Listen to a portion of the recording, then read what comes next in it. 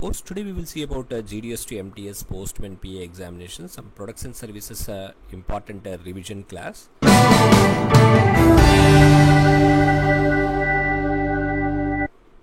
First off, these are the various maximum weights for each category of the inland post and the international mail.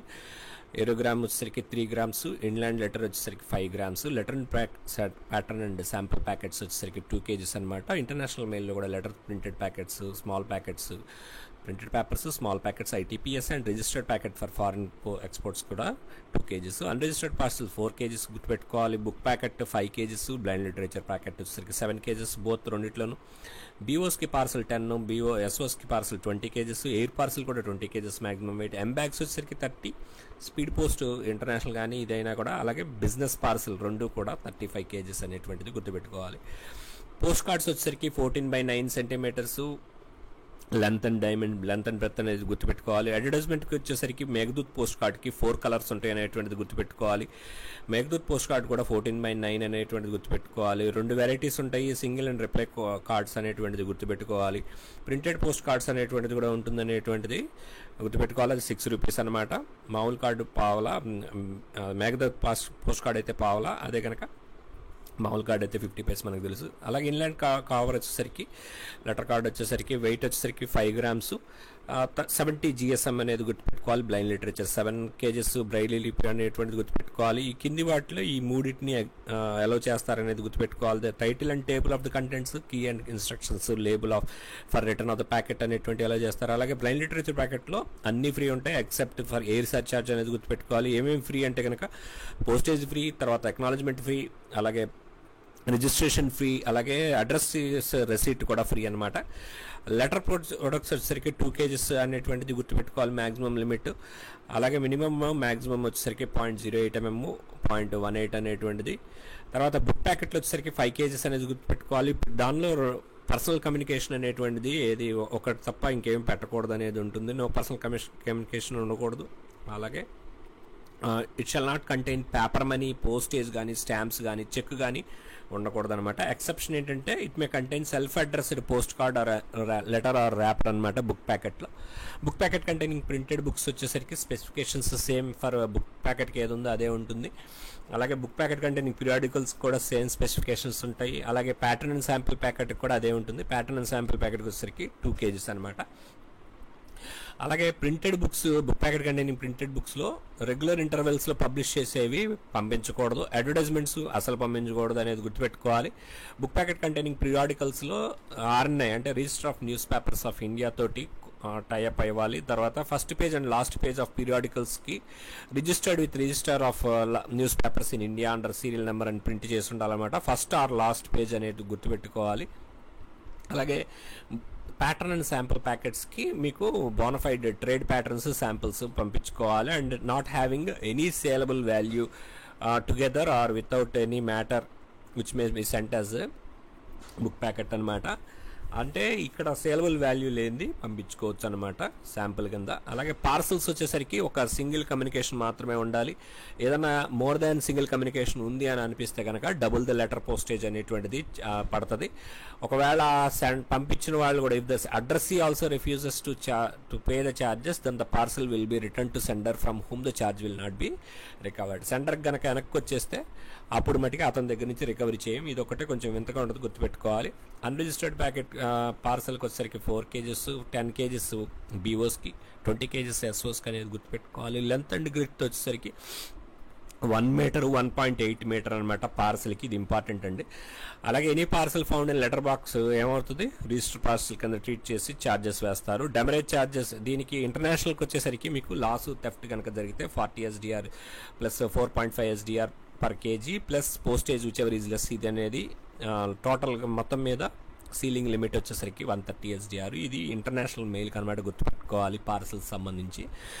అలాగే registered newspaper is a publication consisting wholly or a great part of political or other news with or without advertisement అనేది గుర్తుపెట్టుకోవాలి. ఇది published at intervals of not more than 31 days అండి. 30 days కాదు, 31 days అనేది గుర్తుపెట్టుకోవాలి. Okay, మీకు సింపుల్గా గుర్తుండాలంటే ఈ నెల మీకు జూలై కాబట్టి 31 days ఉంటాయని గుర్తుపెట్టేసుకోండి.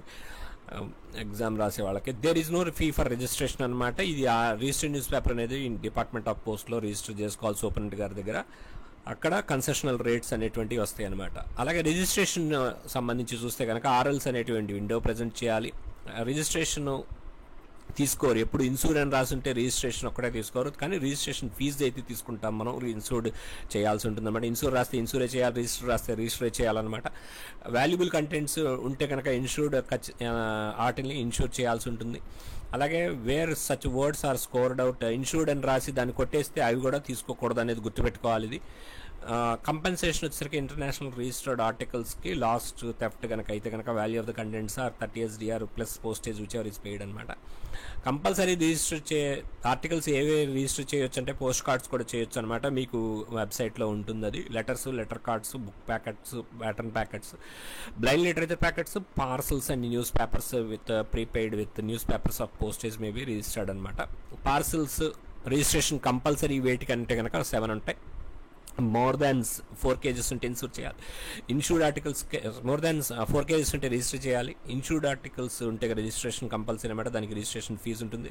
ఇన్సూర్డ్ ఆర్టికల్కి postage plus registration fee plus insurance fees ఈ 3 ఉంటాయి అనమాట. అది గుర్తుపెట్టుకోవాలి. Any parcel address to a place which customs declaration అవసరమైన చోట అన్నిటికీ కూడా రిజిస్ట్రేషన్ చేయాలి. చెక్కు, హుండీ, bank note, bank post bill, bill of exchange ఇవన్నీ ఉంటే కనుక స్టాంప్ లేబుల్స్ ఉంటే చేయాలి. అలాగే any article bearing word registered on the cover, registered అని రాసుంటే కంపల్సరీగా రిజిస్ట్రేషన్ చేయాలి. అలా రిజిస్టర్ చేసిన దాన్ని వాళ్ళు కనుక డబ్బులు కట్టకపోతే ఆ రిజిస్టర్ చేసి లెటర్ బాక్స్లో పడిపోయినా లేకపోతే అట్లా లేకపోతే రిజిస్టర్డ్ అని రాసి మీకు హ్యాండ్ ఓవర్ చేసినప్పుడు దాన్ని మామూలుగా పంపించేయండి అని ఇచ్చినా కూడా అది రిజిస్టర్ చేయాలన్నమాట.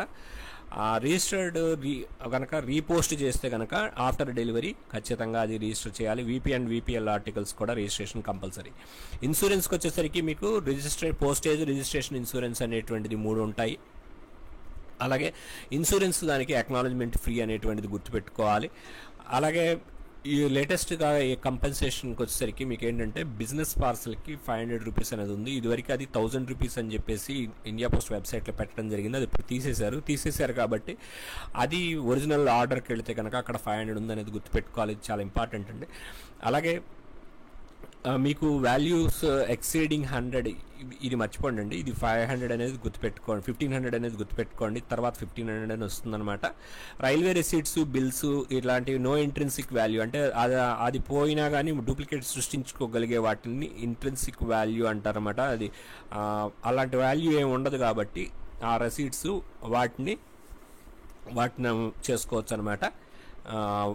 మోర్ దాన్ 1500 ఉన్నా కూడా లెస్ దాన్ 1500 ఉన్నా కానీ చేసుకోవచ్చు. అలాగే coin, bullion, precious stones, jewellery అవన్నీ కూడా ఇన్సూరెన్స్ కంపల్సరీ అనమాట. అలాగే విచ్ ఆర్టికల్స్ ఇన్సూరెన్స్ చేయొచ్చు అంటే RLs, value payables, registered parcels, value payable parcels చేసుకోవచ్చు. BOSకి ఇన్సూరెన్స్ లెస్ దాన్ 600 మించి చేయడానికి లేదు. HOS అయితే 1,00,000 మించి చేయడానికి లేదు. ఇన్సూర్డ్ కనుక వాల్యూ ఉంటే కనుక not exceeding the real value, దాన్ని రియల్ వాల్యూ ఎంత ఉంటే అంతే చేసుకోవాలి.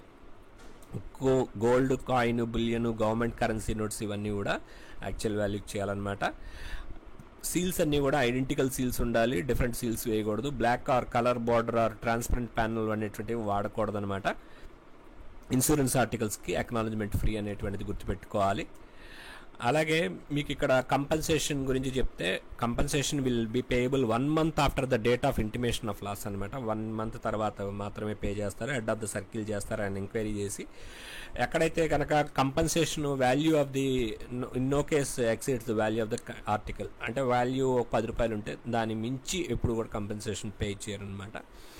కంపెన్సేషన్ పే చేయకూడని సందర్భాలు కూడా ఉన్నాయి. ఇన్కరెక్ట్ అడ్రస్ కానీ, ఇన్కంప్లీట్ అడ్రస్ కానీ, ఫ్రాడ్ చేసినా కానీ, సెండర్ కానీ అడ్రస్ కానీ, అలాగే డెలివర్డ్ అయిపోయిన తర్వాత కంపెన్సేషన్ అనేటువంటిది పే చేయరనమాట, డెలివరీ చేసుకున్న తర్వాత. అలాగే not given intimation of loss within 3 months from the date of posting అనమాట. పోస్టింగ్ నుంచి ఇక్కడ 3 months లోపు వాళ్ళు ఇన్సూరెన్స్ కావాలి అంటే కనుక దాన్ని కంపెన్సేషన్ కావాలంటే 3 months లోపు చెప్పాలి. ఇక్కడ ఈ 3 months ఏంటి, పైన ఉన్న 1 month ఏంటి అంటే కనుక 1 month తర్వాత 3 నెలల్లోపు వాళ్ళు ఇంటిమేట్ చేయాలి. కానీ మనం మట్టికి 1 నెల ఆగిన తర్వాతే పేమెంట్ ఇస్తాం. ఏదన్నమాట అర్థమైందండి. 3 నెలలలోపు వాళ్ళు ఇంటిమేట్ చేయాలి. కానీ మనం ఎప్పుడు పేమెంట్ ఇస్తాం, వాళ్ళు ఇంటిమేట్ చేసినా కూడా 1 month ఆగినాకే ఇస్తాం. ఎందుకంటే ఇవన్నీ ఎంక్వైరీ చేసుకోవాలి కాబట్టి. గోల్డ్ కాయిన్ ఆర్ బులియన్ అనేటువంటి దానికి యాక్చువల్ ఇన్సూరెన్స్ చేయాలి. Not to be insured for an actual value of contents అనేది చూసుకోవాలి. అప్పుడు యాక్చువల్ వాల్యూకి చేయకపోతే కంపన్సేషన్ ఎవరు. అలాగే damage arising out of nature of the article కానీ ఇన్సూర్డ్ చేస్తే కనుక అట్లాంటివి చేయరనమాట. ఇవన్నీ కూడా ప్రొహిబిటెడ్ కాకుండా ఉండాలి. ఒకవేళ ఒక కంపెన్సేషన్ పే చేసిన తర్వాత సబ్సిక్వెంట్గా రికవరీ చేశారనుకోండి, that recovered contents will be dwelt as follows. Recovery contents plus compensation కనుక లాస్ అయిన దానికన్నా కదా తక్కువ ఉంటే కనుక రికవర్డ్ కంటెంట్స్ అన్నీ కూడా అతనికి ఇచ్చేస్తారనమాట. వీపీకి సంబంధించి 5000 ఈఎంఓ ఎట్లాగో వీపీకి కూడా మనం ఆ 5000 మ్యాక్సిమం పంపించవచ్చు అనమాట. ఓకే, ఇది గుర్తుపెట్టుకోవాలి. అలాగే booking of value payable articles in bulk clause 167లో చెప్తారండి, ఇది ఇంపార్టెంట్ క్లాజ్ నెంబరు. అలాగే ఎవరైతే ఫర్ రిజిస్టర్డ్ ఆర్టికల్స్ బల్క్ కనుక పోస్ట్ చేస్తే at least 10 uninsured value payable articles daily పంపిస్తే కనుక వాళ్ళని బల్క్గా బుక్ చేసుకోవచ్చు అనమాట. 10 అనేది ఇంపార్టెంట్. అలాగే ఇక్కడ no article on which amount specified for recovery from the address exceeds 15 will be accepted unless it is insured. 1500 దాటితే కనుక ఖచ్చితంగా ఇన్సూరెన్స్ చేయాలి వీపీ ఆర్టికల్ అనేది గుర్తుపెట్టుకోవాలి. ఈ రూల్ అనేది 1500 అనే rule railway bills invoices intrinsic value లేనాటికి పనిచేయదనమాట. Okay, next detention of office of delivery and leverage of demurrage అనమాట. 7 days లోపు ఉంటే కనుక ఇంటిమేషన్ ఇస్తారనమాట. అప్పుడు 8th డేన రిటర్న్ చేసేస్తారనేది గుర్తుపెట్టుకోవాలి. ఒకవేళ రైటింగ్లో అప్లై చేసి 7 రోజుల తర్వాత కూడా నాకు కావాలి అట్టు పెట్టండి అంటే ప్రిస్క్రైబ్డ్ ఫీ అనేటువంటిది లెవీ చేస్తారు. అది డెమరేజ్ ఛార్జెస్ అనమాట. ఓకే, ఇది గుర్తుపెట్టుకోవాలి. కంప్లైంట్స్ వచ్చేసరికి వితిన్ 6 months అనేటువంటిది గుర్తుపెట్టుకోవాలి. No complaint will be attended unless made within 6 months అనమాట. ఎంక్వైరీ ఫీ అనేటువంటిది కూడా ఉంటుందన్నమాట. మనకి అది నిన్న చదువుకున్నాం కదండి పోస్టేజ్ స్టాంప్స్ వాటిలో, అది గుర్తుపెట్టుకోవాలి. నెక్స్ట్ ఇక్కడ 6 months కూడా అది 6 months అనేటువంటిది కంప్లైంట్ అనేది గుర్తుపెట్టుకోవాలి. ఓకేనండి, ఇది మీరు ఆల్రెడీ బిజినెస్ పార్సల్ గురించి చెప్పాను ఇందాక, కంపెన్సేషన్ గురించి. అక్కడ 35 kgs అనేది గుర్తుపెట్టుకోవాలి. లెంత్ వచ్చేసరికి 150 centimeters, గ్రేటర్ సర్కంఫరెన్స్ 300 centimeters అనేది గుర్తుపెట్టుకోవాలి. అలాగే ఇక్కడ బిజినెస్ పార్సల్కి వచ్చేసరికి gross weight or volumetric weight whichever is more అనమాట. అలాగే ఈ కామర్స్ ప్లేయర్స్ ఎవరైతే COD చేసే వాళ్ళు ఉంటే కనుక దాని రేట్స్ కూడా మాని అని చెప్పాను కదా. 50,000 అనేటువంటిది మ్యాక్సిమం సీలింగ్ లిమిట్ అనమాట. ఎవరైనా తెప్పించుకోవాలంటే ఎంత మ్యాక్సిమం రికవరీ చేస్తారంటే 50,000 అనమాట. Cash on COD up to 50,000 వరకు చేసుకోవచ్చు అనమాట. 35 kgs ఇన్సూరెన్స్ అనేటువంటిది నాట్ కంపల్సరీ అండి బిజినెస్ పార్సల్కి, చాలా ఇంపార్టెంట్ గుర్తుపెట్టుకోవాలి. అప్ టు 35 kgs వరకు చేయొచ్చు. 150, 300 అంటే 1 meter 3 meters అనేది length breath greater circumference measured along the length అనేది గుర్తుపెట్టుకోవాలి. లోకల్కి వచ్చేసరికి సక్సెస్ ఇండికేటర్స్ వచ్చేసరికి ఇది సపరేట్గా ఉంటుంది బిజినెస్ పార్సల్కి. 3 days, metro to metro 4.5, 4 to 5, state capital to state capital 4 to 6, state అయితే 3 to 6, rest of the country 3 to 7 అనమాట. మ్యాక్సిమం వెయిట్ స్పీడ్ పోస్ట్కి ఇంటర్నేషనల్ అని ఏదైనా కూడా 35 kgs అని గుర్తుపెట్టుకోవాలి. ఈ సింపుల్ రేట్స్ ఒక 3 అయితే గుర్తుపెట్టుకోండి. లోకల్ వచ్చేసరికి 15 plus GST. అదే కనుక నాన్ లోకల్ అయితే కనుక అప్ టు 50 grams అయితే respect of kilometres 35 plus GST. Insurance 1 lakh maximum. Delay జరిగితే speed post charges will be paid అనమాట. లాస్ అయితే కనుక డబుల్ ద స్పీడ్ పోస్ట్ కానీ 1000 rupees whichever is less. Proof of delivery అంటారు, అంటే acknowledgement అనమాట మన ఇంగ్లాండ్ మాటల్లో. అది 10 plus GST. వాకిన్ కస్టమర్స్కి వచ్చేసరికి డిస్కౌంట్ 2,000 to 1 lakh వచ్చేసరికి 5%, అబౌవ్ 1 lakh వచ్చేసరికి 10%. ఓకే, కొంచెం స్పీడ్గానే వెళ్తానండి. ఇది రివిజన్ క్లాస్ అనమాట. మీరు ప్రశాంతంగా వినాలంటే ఒరిజినల్ క్లాసులు వినాల్సిందే. Speed post document versus international ఎవరన్నా గబుక్కుని ఫస్ట్ టైం వచ్చిన వాళ్ళకి ఇది కొంచెం స్పీడ్గా అనిపిస్తుంది. కావాలంటే మీరు అది స్పీడ్ కూడా తగ్గించుకోవచ్చు యూట్యూబ్లో సెట్టింగ్స్లో.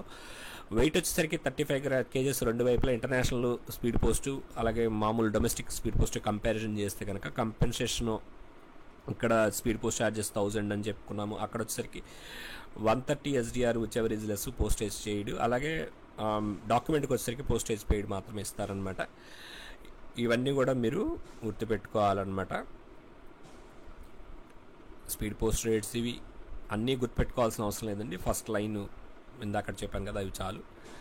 సర్వీస్ స్టాండర్డ్స్ వచ్చేసరికి మీకు స్పీడ్ పోస్ట్లో లోకల్కి వచ్చేసరికి 1 to 2 days, మెట్రో వచ్చేసరికి 1 to 3 days, state capital to same state అయితే కనుక అయినా కూడా 1.1 to 4, rest of the country 4 to 5 అనమాట.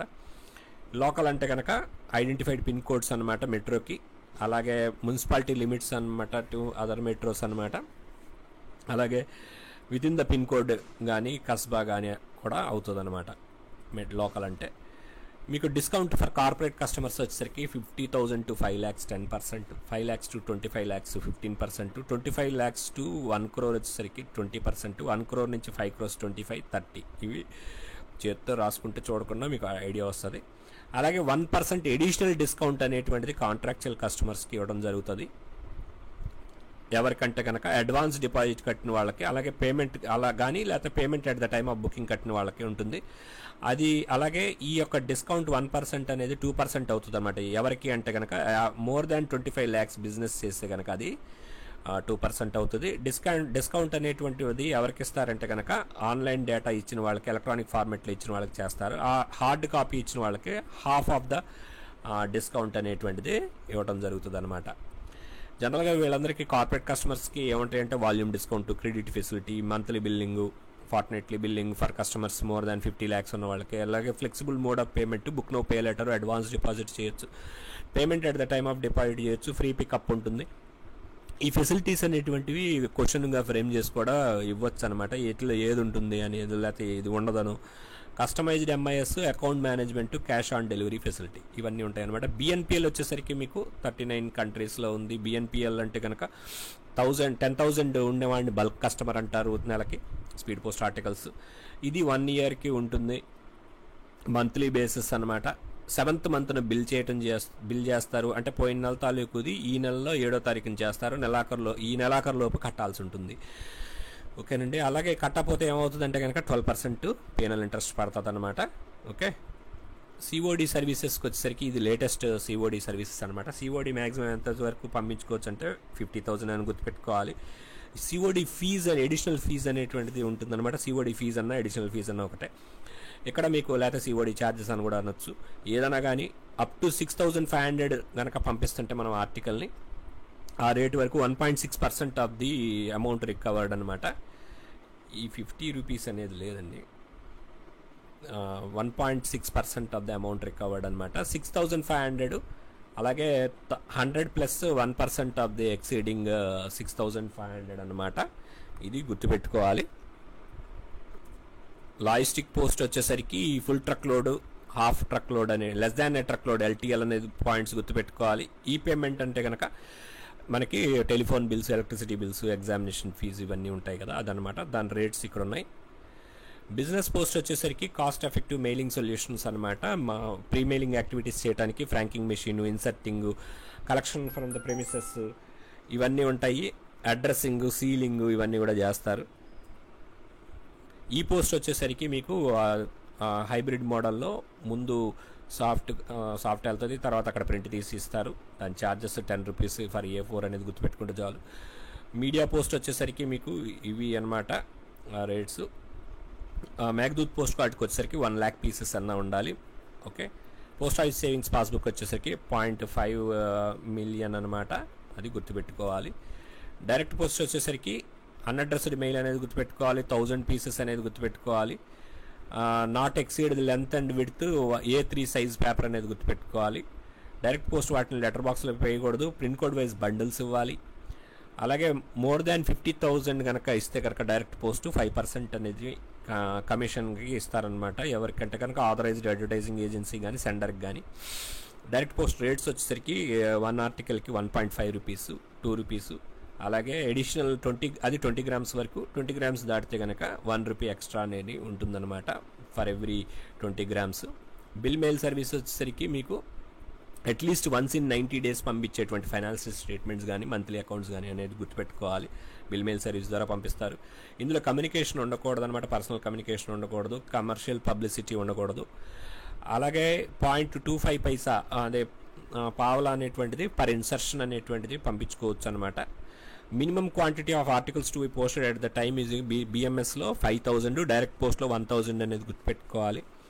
Rate for postage 3 for weight not exceeding 50 grams to 3 అనమాట. 50 grams అనేది ఉంటుంది. Fully sorted pin code wise bundles ఇవ్వాలి. క్రెడిట్ ఫెసిలిటీ అనేది బిఎంఎస్కి ఉండదు, ఇది గుర్తుపెట్టుకోవాలి. ఓకేనండి, thank you. Subscribe to career post. All the best అండి. ఒకే ఒక చిన్న విషయం లాస్ట్లో, హాల్ టికెట్ నెంబరు కరెక్ట్గా వేయండి. చాలామంది బాగా చదివి హాల్ టికెట్ నెంబర్ బబ్లింగ్ తప్పు చేసి పాపం వాళ్ళకి 3వ ర్యాంక్ వచ్చేవాడు కూడా పోయిన వాళ్ళు ఉన్నారు. మళ్ళీ చెప్తున్నాను, హాల్ టికెట్ నెంబరు ఒళ్ళు దగ్గర పెట్టుకొని జాగ్రత్తగా వేయండి.